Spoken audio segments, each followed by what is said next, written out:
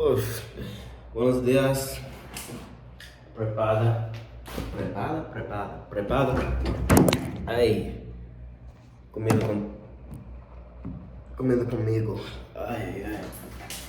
So, this was something I was thinking about a little while ago, and I guess I'm gonna just like cook while I talk or whatever.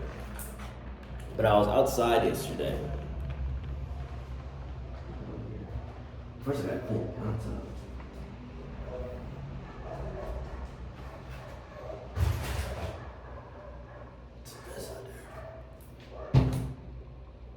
I was thinking about this earlier, like I was saying, some paper towels.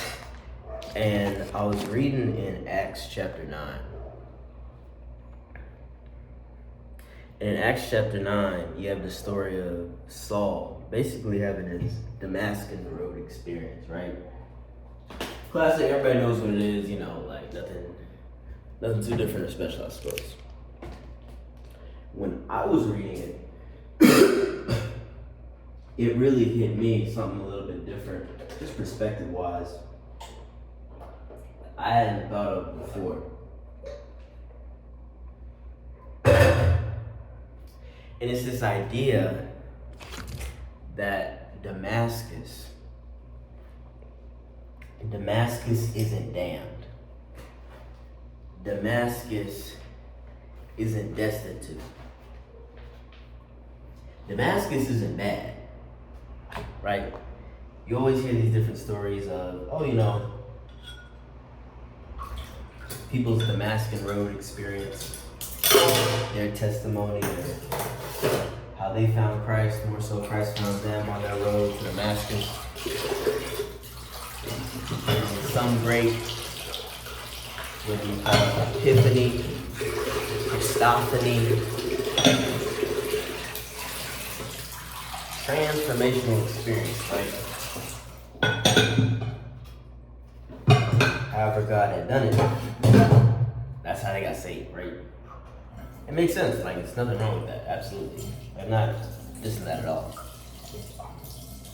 For me, it was just like a perspective that I suppose I just never had of assuming Damascus was always this unholy place that people are going to, right? And it's on your way to it that Christ has met you. So I think there are two parts to it. First off, golly, this boy's everywhere. Like they're genuinely everywhere. They're tripping. Yeah, okay. It's his first idea. And this first idea is that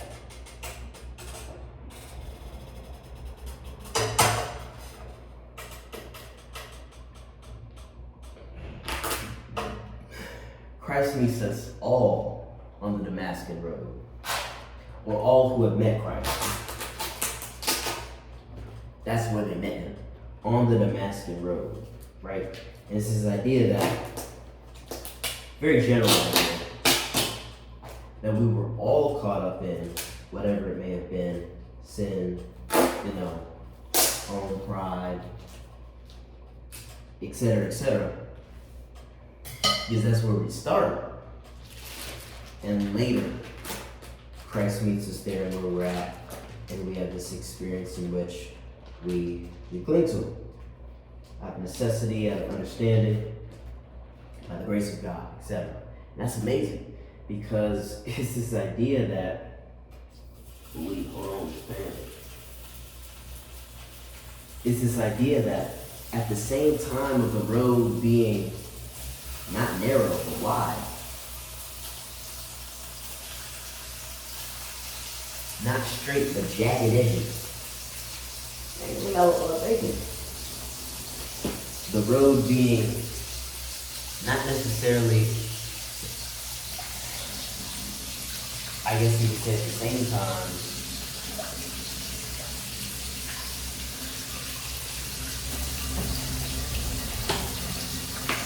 not specific to you, but it is, and that it's wide, many people are on it, but at the same time, it's your testimony. So simultaneously, it is unique and special to you. It's a number of different things. What I'm trying to say is that Christ meets you on the road to Damascus first. Let me get I'm out of paper towels to buy some. Dang it. Hold on, let me get some. Save that thought.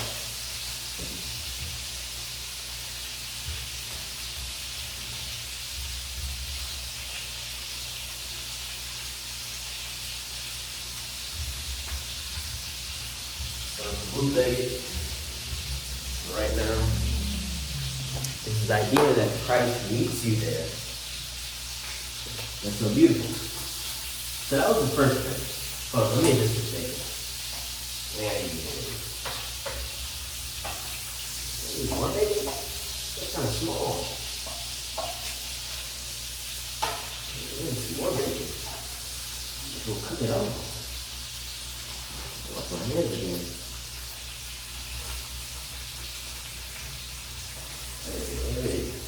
Guapo. No se lo puedo.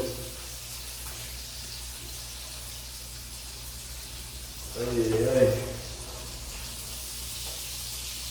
No se puede todo. I'll try. I'll get all that.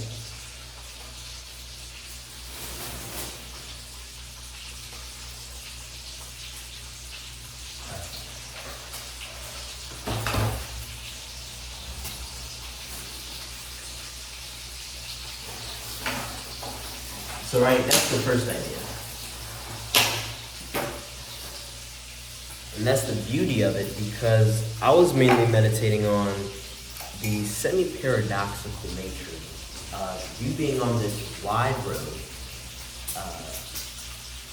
And the road is common in that the wide road of least destruction is common, right? But at the same time, it's unique in your instance specifically, in that everybody has been on it, but only you have been here, like specifically, in that Christ has also saved you from it. So I think it's a whole other discussion in itself. The second part, the second part that I find interesting, that's, I suppose, not like an afterthought, but the preceding thought, if that makes sense. The preceding thought from it is that Damascus isn't corrupted. Rather, it's the path and intentions that one has on the path. So this is interesting, right? So there's this idea, there's this thought experiment that Paul obviously was on the Damascus road. He was with his two men, I believe it was. Whether it's two or one or many, he was with his men. Hold on.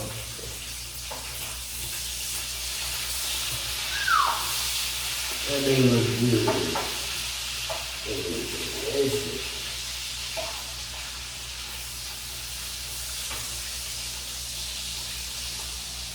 That looks good.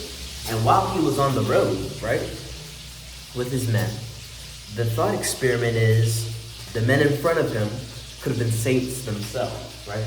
That they were going to Damascus to perhaps see the very man that Paul was going to get healed from. That they themselves were apostles, that they themselves were disciples, followers, or believers in Christ. But the, not irony, but I suppose fascinating nature of it all is that the very man going to kill Christians is on the same road that some Christians take to get to, well, like their form of Christendom, kingdom of Christ. For lack of a better term, a city.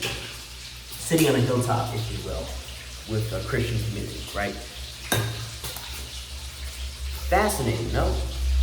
Like, two men with completely different intentions, or groups of men. Call it a group of men. Got blood in the yolk. That's a real egg. two different groups. And what you have is two different intentions. Damascus is not evil. Because it's the very city Paul was instructed to go to. Get this. Paul is on his way to Damascus to persecute and murder Christians and martyr them, right? Makes sense. Paul is stopped on the same road to Damascus, and then in the next just few verses, Christ commands him, Lord, who are you? You were the one you were persecuting me. He commands him, go to the very city you were about to go to. And once you get there, I'll tell you what to do.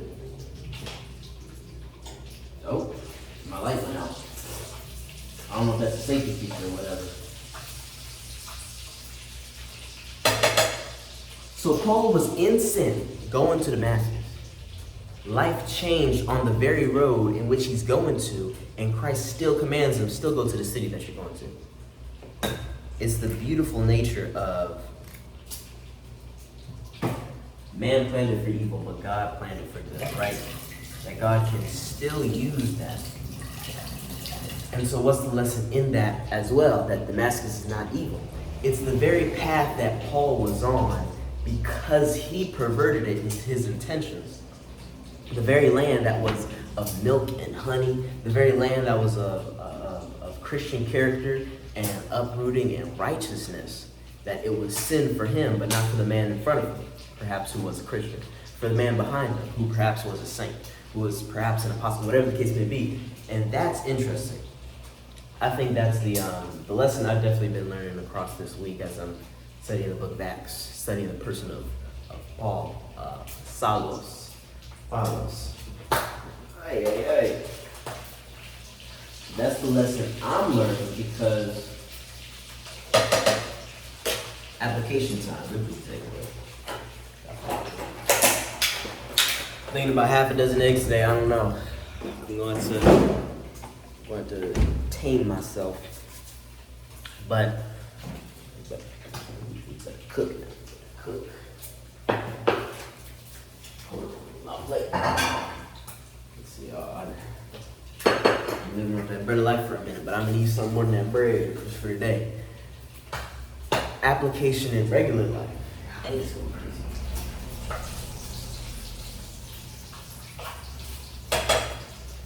Places you're going to, places you're at, places you will go to, have been to, whatever the case may be. Understand that you could be going to a good place. Genuinely, there are robbers who go to banks. Banks are amazing places where commerce and trade and discussions are taking place. There are shooters, unfortunately, that go to schools, that go to churches, whatever the place may be. They're on this, it's a nice breeze. They're on this path, not to a holy city per se, but Bacon gun. Hold on. Wow, it's a lot. It's so small. That's the other brand that I got. Save that thought.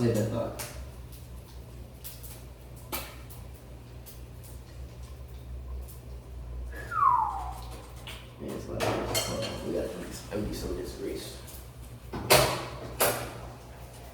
Demasiado. Lo siento.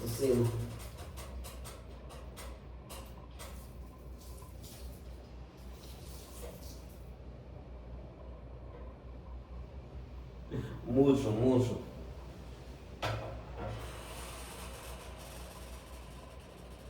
Puedo hacer con mucho. Bueno. That's what I'm saying. Almost slammed that door shut. Hey, get a real check at this.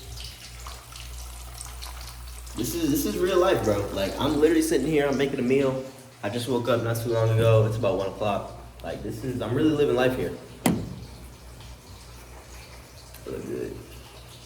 Oh, as a man or something. But there are people, right? I remember my thought, who are unfortunately shooters. Like, they go to churches, they go to schools, they go to, normal civilian places that are not necessarily holy, but well, sure, for example, but not necessarily holy, but like places where saints and apostles travel to, right? And maybe are known for in that specific area. And the people who are saints and apostles who are going to those specific places, right? Believers, Christians, whatever sort of tie you put together. It's their intentions that are pure, of course. They're on that Damascus road, right? But not having that Damascus experience, or perhaps, obviously prior to Damascus, Paul went on many roads to many different places. They're having that sort of experience with or without the encounter of Christ stopping them on the road. But the case is their perverted intentions, their perversions and plans are what make the path, what make the location, what makes the venture and journey perverted, right? And that's just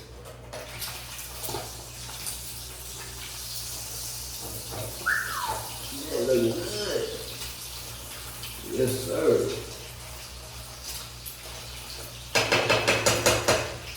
And that's been preached to me, not necessarily because I'm going through that exact same thing but it's just a perspective I never had on the Damascus Road. So it makes me think differently. Journeys I'm on, ventures I'm going to, places I'm headed to, right? Especially right now. Just anything you're doing in life, you're on a journey. So right now I'm on this journey of just being in Mexico or whatever. And I'm thinking man, Lord, guard my heart.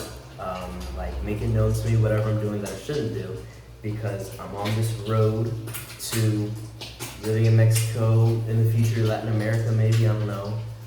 Learning Spanish and doing all these different things.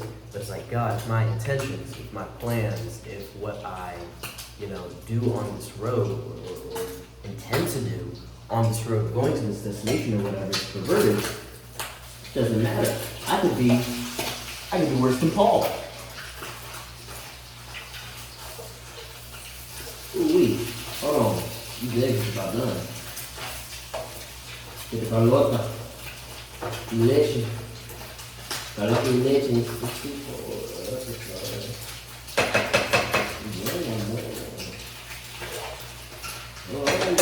Hold on, this food looking good. Food looking good. Hold on. What's it? Actually, I can do this. Looking good, bro. Food looking bueno. Bueno. But yeah, that's basically, everything of Lord, even guard my heart as of right now, because whatever it is for, I guess, what I'm doing on this path, this sort of journey, I want to make sure that, it's not the place that I'm going to. It's not the place Paul was going to. It was his plan in going there. That's why Christ encountered him. And so, kind of a reminder, Damascus is not damned. Damascus is not evil. Damascus is not, these sorts of things that, at least I made it out to be. Hold on. On the side. But no mucho. I don't lie, bro. These things have been good. We got the extra bacon grease on it and everything. Ooh, hold on, bro. I'm gonna show y'all. This is good looking. Might be good tasting. I be knowing, because I be cooking. Cause I'm the one in the kitchen. Cause I'm the one chef. Cause I'm the one getting at it. Cause I'm the one. I'm the one.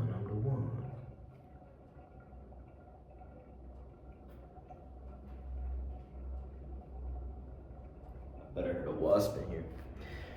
Beg my pardon. Hold on. Secret recipe.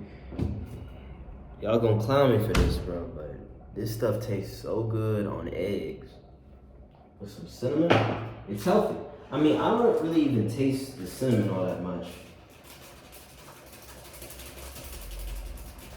The ground cinnamon here as well is just so, it's a whole lot thicker. Just me personally, I kind of like it. It's just a preference thing. But yeah, I mean, I think that's really all I wanted to cover. If there's anything else, I'll probably just record something else.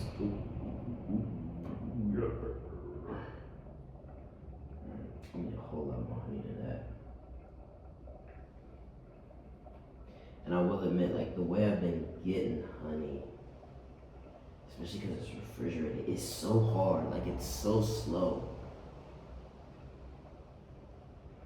But obviously, the result is so good. Ooh. A little bit more, please. So un poco más, por favor. Yes, it's beautiful. You let the rest just sit there. I'm about to lick this, but let me have some table manners. Carlotta. Anyway, that's really everything. Let me show this plate. I think that's the beauty of Acts chapter 9, what I've been reading. Ooh-wee. Looking good. I don't even know if the camera's getting it right, but I'm just kind of moving it up and down. I'm sure it's pretty solid. Anyway, yeah, let me go ahead and eat this food. Today is Sunday, January 23rd or so. Showered last night, but I still need to do my hair. Oh, I need to cut my hair today, actually. Dang, we'll figure that out. Well, I don't know, do I really have to? I mean, who am I trying to impress, right? Yeah, that's really everything. We're gonna eat this food. We're gonna see some bull riding today. Take a few photos and videos and really just chill. These weekends are like genuinely chill. Like, I don't really be doing too much here. I'm like working and then I'll walk around and I'll get some good Mexican food and then I'll learn more Spanish. Here, afuera, en mi casa, whatever, you know, no sé dónde, but whatever it is, I'm learning like everywhere I go. So that's the beautiful part. But other than that, man, it took me 20 minutes to make some bacon and eggs. I'm about to enjoy this meal, and hasta luego.